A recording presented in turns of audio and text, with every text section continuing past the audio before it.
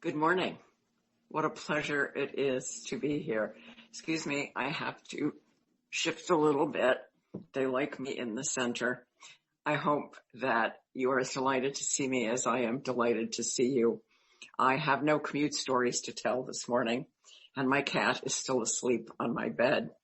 I don't think it's too late, however, to wish you a Happy New Year, and I certainly do wish you a Happy New Year. As Mark said, the title of my talk is Near a Window, the Importance of a View. And I found that title when I was reading a letter to the editor one day in a newspaper, and it goes like this. In the late 1960s, I worked at an employment agency in Lower Manhattan. My department was responsible for placing male high school graduates in entry-level jobs. One day, I was interviewing a candidate who had filled out the necessary employment application. I read his application as we talked, name, address, year of graduation, and so on. I looked at what he had written next to the box that read, position desired. He'd written, near a window. Yes, that's what it said, near a window. And of course, our first inclination is to laugh. And yet, when we look at it, friends, it becomes much more important. What he did intuitively is he stated what he needed to be a competent worker. He needed to be near a window because he probably needed natural light, just plain daylight, not that horrible light that came down from the ceiling in ugly fixtures. How many of us have had to work in a closed office where we didn't know whether it was night or day, or it was raining or it was sunny? I remember when I first started working, the goal was a corner office because it had a window. But if we look at it again, he also needed a view. He needed to be able to pick up his head from whatever he was doing, look out the window, and see what was going on in the world. So I don't fault him at all for writing near a window, but perhaps that wasn't the best answer unless it was. If we take it as a metaphor, it becomes very important. Because if we look at it as near a window giving him a vision, which is another word for view, then we see the significance of what he wrote. We know from scripture, and this is in Proverbs 29, verse 18, where there is no vision, the people perish. That's a very heavy statement. And we ask ourselves, what does it really mean? Well, it means a lot of things when we look at it that way. When there is no vision, in other words, something on which we focus our attention, what begins to happen to us? When there is no vision that uplifts us, what begins to happen to us? When there is no vision, what else do we lose? When there is no vision, who are we and what are we becoming? So let's look at some of these. When there is no vision, we begin to decline. It's like waking up every morning and going, yeah, there's no real reason to get out of bed. I think I'll just roll over and go back to sleep. When there is no vision, maybe there's a lack of energy, as in today is just going to be same old as yesterday. Nothing to look forward to, nothing to think about, nothing to spark my interest. Without a vision, maybe we have a loss of focus. We just wander around the house trying to figure out what to do, just make the breakfast, get on with it, feed the cat, the dog, the bird, whatever else is in our life, talk to who's ever in the house. Gosh, it's beginning to sound a little bit like COVID restrictions, isn't it? I hadn't thought of that before, but that could actually describe some of our days recently. But there are more important things that happen when there is no vision. When there is no vision, as a people, we begin to lose our sense of unity. In other words, we cease to be who we really are. And that, I think, happens to us when we lose the vision, the true vision of who and what we are. So you may very well ask, well, what is our vision? Well, we've already said it once this morning. Mark said it earlier in the service. There is only one power, one presence in the universe, God, the good, omnipotent. That's quite a statement. That is foundational. We add a couple of things to that. God is also omniscient. God is also omnipotent. If we look out of the window of our soul and we think of God, that is a powerful vision. We look out our window and what do we see? We see the earth. We see the planet, or our little portion of it, which has been created as the arena in which God's expression takes place. And then there's something else we see. We might have to wait a few minutes before somebody comes walking by, or riding by on a bicycle, or even riding by in a car. And then what we see are the people who inhabit this planet, who are the actors and the creators and the facilitators of this vision. Wow. Then it really becomes very, very significant to be near a window that we can have a vision. And what else do we call God? We call God omnipotent, which means that God is all-powerful. And that is the foundation of our faith, really, that God, as all-powerful, guides and governs the unfolding of this universe which God created. Now we look at some things and go, that can't be of God. We look at plant disasters. We look at earthquakes. We look at landslides. We look at volcanoes erupting. We look at chaos in the world expressing, and we go, that can't be of God. That creates a question which both scientists and philosophers and religious teachers have argued with for many, many years. I'm not going to argue that question today, but it is part of what we look at when we look at the view. And it is from the view that we actually create our vision. What we do is we look at it with different eyes. We look at it from within. We look at it from the perspective that I am an individualized expression of God. I participate in this being that is omnipotent. Am I totally omnipotent? Nope. I couldn't pick up a glass of water if I wanted to, even if I wanted to, unless God willed me to have that strength. But do I have power? Yes, I do. I have the power of free will. I have the power of choice. Let's hold that concept of omnipotent for a moment. We also attribute to God that God is omniscient, meaning all-knowing, knowing everything. Well, that's where our distinction between us as an individualized expression and God as the wholeness of all being really begins to show up.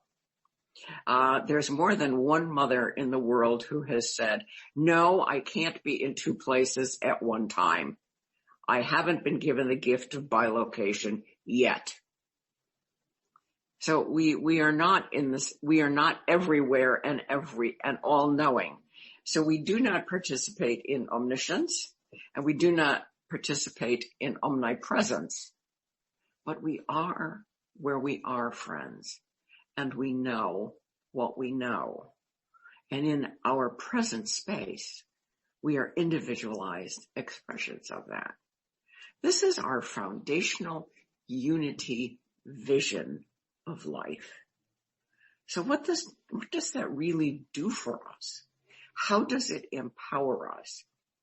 It gives us the power to look at what is and say, can it be another way? Can it be another way? And it gives us access to what we do know and empowerment in where we are. There's something that Theodore Roosevelt, one of our early presidents, said. He said, do what you can with what you have where you are. What you can do with what you have where you are. That means right here, right now, in your living room, your dining room, your study, at your kitchen table, seated on your sofa. If you're driving in your car and you're listening on your headphones, whatever it is, we have the power. We are empowered through our participation in our living experience of being an individualized expression of God to do what we can with what we have, where we are. And it becomes our choice. It becomes our choice. There is within us this power. So this is really our vision. And we take it forth. We look at our view. We look out our window and we see what we see. When I say window, I don't mean a literal window, although very often that's exactly what we're looking at. And it can be something so practical as, wow, the snow is really piling up and I better get out there with the shovel because by the time it's done, it'll be too heavy to lift. Not that kind of practicality. But we look out the window of our soul at our world and say, what can I do? But before we ask the question, what can I do? Along with what do I have and where am I? We once again ask the question, who am I? And this is where the richness of our unity tradition really enables us to be who we are. We must constantly remember that each one of us is an individualized expression of God.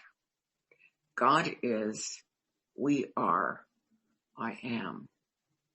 We take that thought for a moment. Just let it resonate through our body. Whew.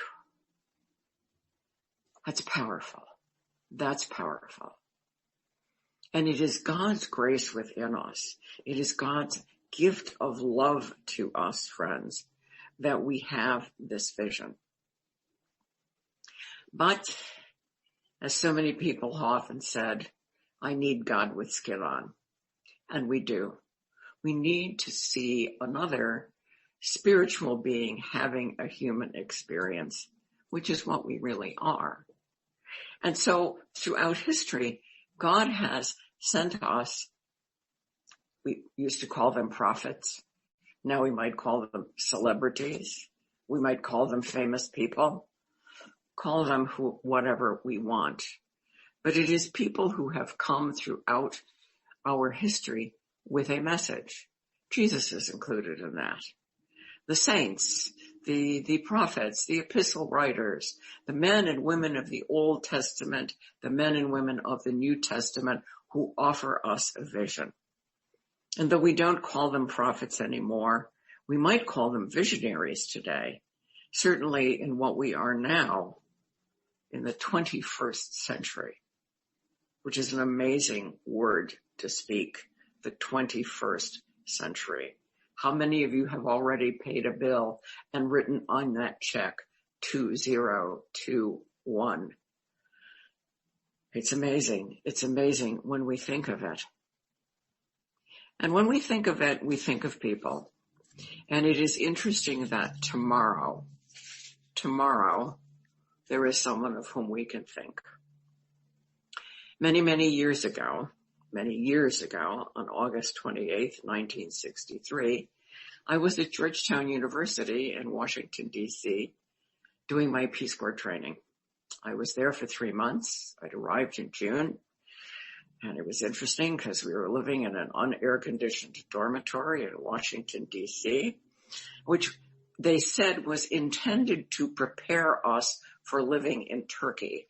I think they forgot that all of Turkey was not tropical, because I ended up where the winter was as cold as it is in Michigan, and we didn't have central heat. So much for the value of the unair-conditioned dormitory. But that's just one of the little foibles and experiences that we get in life. But on that day, there was going to be a march in Washington. A march in Washington. A march for justice. A march for human rights. A march for jobs. And an opportunity for people to come together and create a vision. I take absolutely no credit in having been in the right place at the right time. I read a book recently. I won't bother to mention the title, but the person was talking about people who speak of racial justice and people who enjoy the privilege of being like me, a white woman. And they make the remark and say, well, I marched in the 60s, it's like, and my mother would have said, so do you want a medal or a chest to pin it on? I don't make that claim. I just happened to be in the right place at the right time. Well, I say that, but many years later, I came to understand it meant that God planted me there on that day and at that time. We were advised by our administrators that we could attend the march if we wished. We would not be marked absent from our classes and our language practices.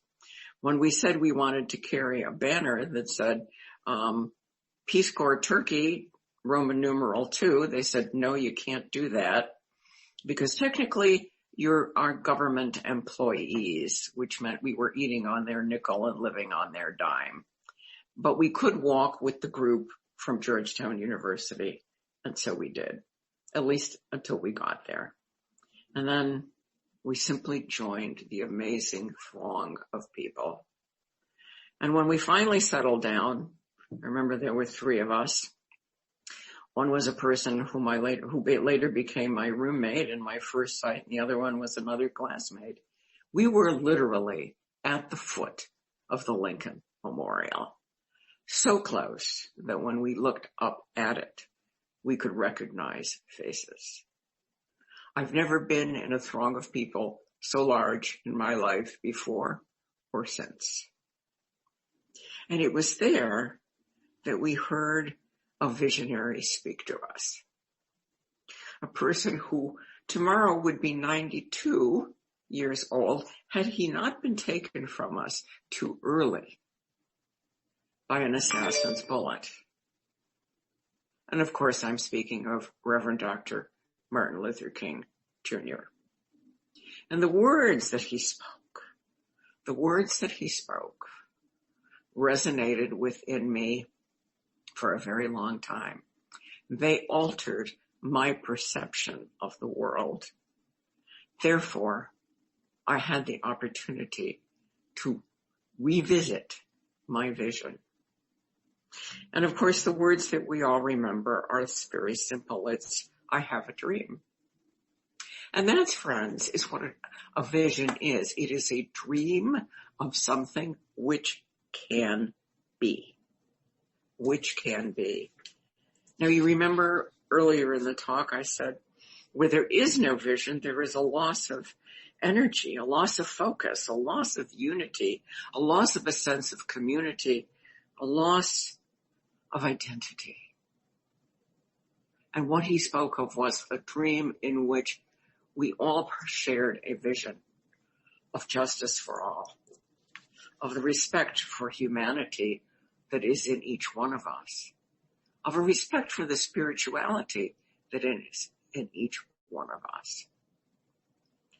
So if we let the windows of the soul open, we let in the light that this young high school graduate wanted so badly, and this view that he wanted. That was many years ago. and I've gone through an interesting life. And what I have found is that isn't a once and done experience. There are other things that cause us to review our vision. But what is required when we are going to review a vision? And I offer you a very simple illustration. I'm going to hold up a glass of water.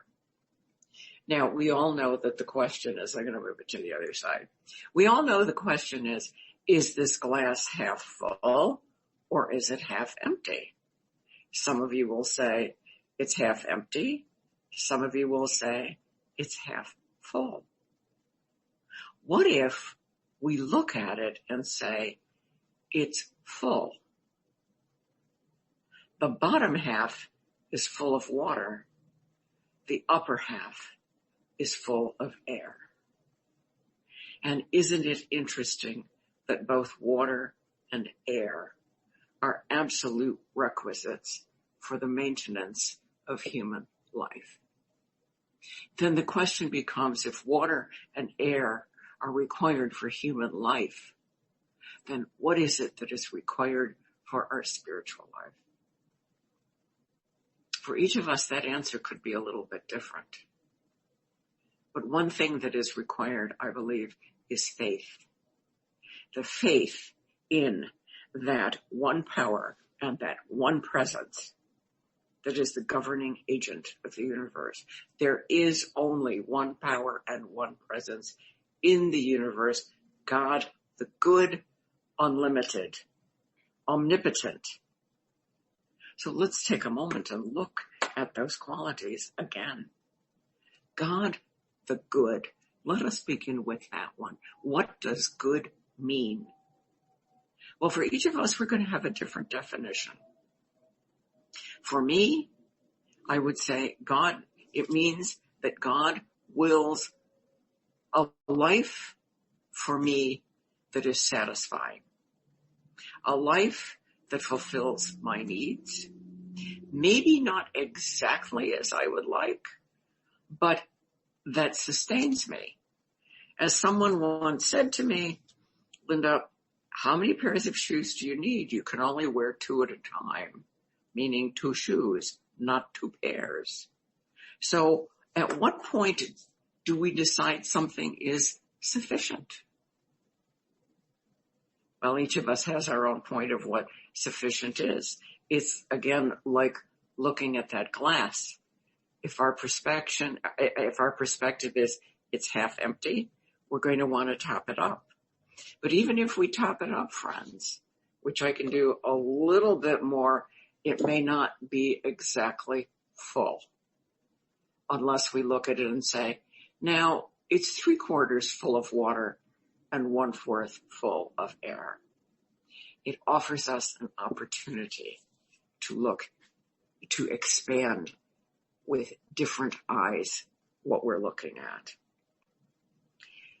Again, let's look at these characteristics. What is necessary for a vision? A focus. If we believe that God is good and God's will for us is good, and if we believe that our identity is centered in the statement Genesis 1:26, and God created humankind in God's image and likeness, then what is our focus? How godlike can I be? And let's just change that by adding another O to the word. How good can I be? And what is my definition of good? We immediately have words that spring to mind: kind, thoughtful, generous, loving, gracious, willing. All the characteristics that infuse our humanity with the qualities of God, who is not only good, but all love. And when we all choose to share a vision, we create a community. That is something that we do at Unity Church of Rochester. We create a vision and we express it as individuals within a community. That is really, really significant for us, friends. We are at a point in our lives and in this year where as a people and a nation, we are inaugurating a new president. Are all of us pleased? No, some of us are and some of us aren't. But we are one people.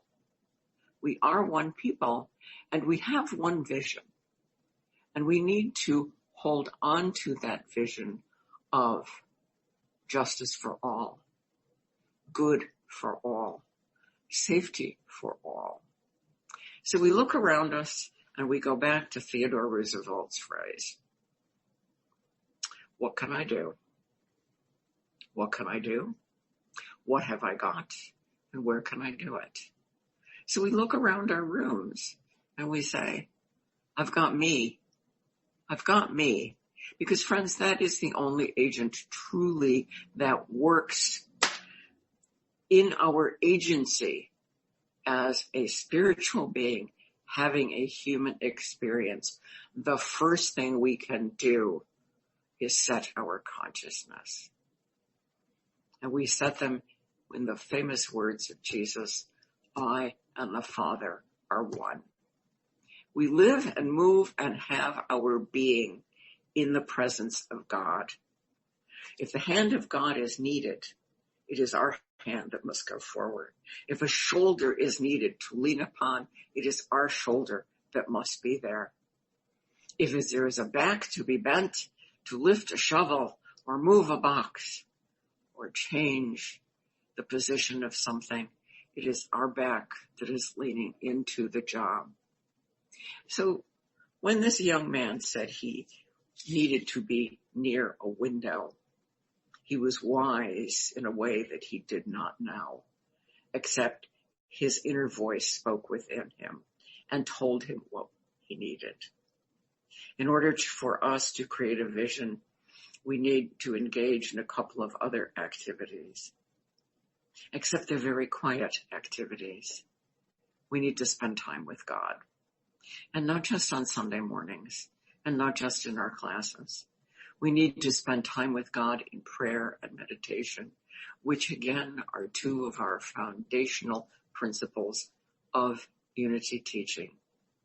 Meditation is communing with God. Prayer is with communing with God. So in order for us to create our vision, we turn to the one source of guidance that is all good. We turn to God. And we speak those words, I and the Father are one. And we sit in quietness. I invite you this week to see with the inner eye of the soul, and to focus on love, to focus on the vision of love. What were Jesus' words? I have come that ye may have life and have it more abundantly. Have a vision of what an abundant life looks like for all of us together.